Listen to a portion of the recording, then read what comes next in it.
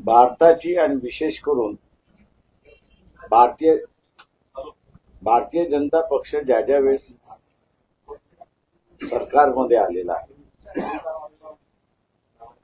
किंवा काँग्रेसच्या वेळेचं सुद्धा असताना आपण बघितलं यांची फॉरेन पॉलिसी नेहमीच फेल्युअर राहिलेली अशी परिस्थिती आहे. आपल्याला फेवरेबल असणारं गव्हर्नमेंट शांत राहायचं, आपल्या भारताला फेवरेबल असलेलं गव्हर्नमेंट याला वाचवण्याच्या संदर्भात जे काही इनपुट्स द्यावे लागतात ते इनपुट्स माझ्या अंदाजाने हे सरकार पुरवत नाही अशी असणारी परिस्थिती आहे. बांगलादेशमधलं आपण बघितलं तर बांगलादेशाच्या स्वातंत्र्यासाठी भारताने फार मोठं योगदान दिलं.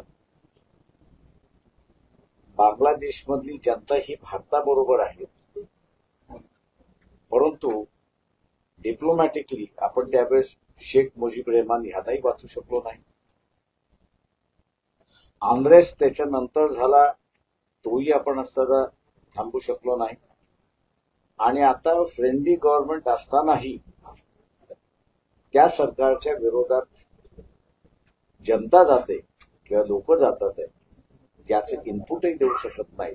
हे मला वाटतं भारताच्या फॉरेन पॉलिसी मधलं दुर्दैवीपणा असं मी म्हणतो. अफगाणिस्तान सुद्धा तेच होतं. दोस्तम एकेकाळी भारतामध्ये आले होते, ते भारताकडे मदत मागत होते.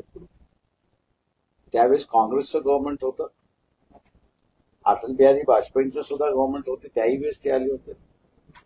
पण आपण दोस्तम यांनाही मदत त्या ठिकाणी करू शकलेलो नाही.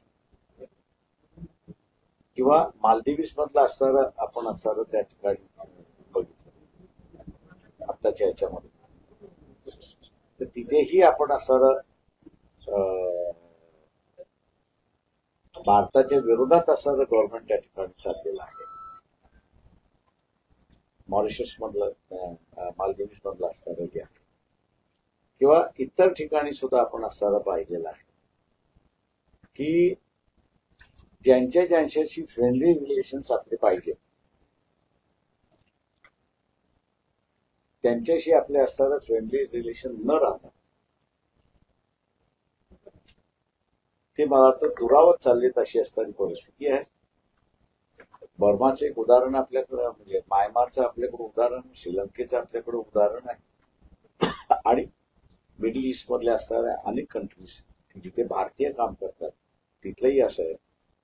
मला वाटतं याची असणारी चर्चा खुलेआम या ठिकाणी व्हायला पाहिजे की इंटेलिजन्स फेल्युअर आहे का, की इंटेलिजन्स आलेल्या ह्याच्यावरती मिनिस्ट्री ऍक्ट करू शकली नाही याचं फेल्युअर आहे का, याचा कुठेतरी असणारा आढावा घेणं इथे गरजेचं असून त्या ठिकाणी मानतोय. आणि मेन ऑपोजिशन पार्टी जी आहे काँग्रेस पार्टी, त्यांनी हा मुद्दा डिबेटला आणला पाहिजे, उचलला पाहिजे अशी मी त्यांच्याकडून अपेक्षा करतो.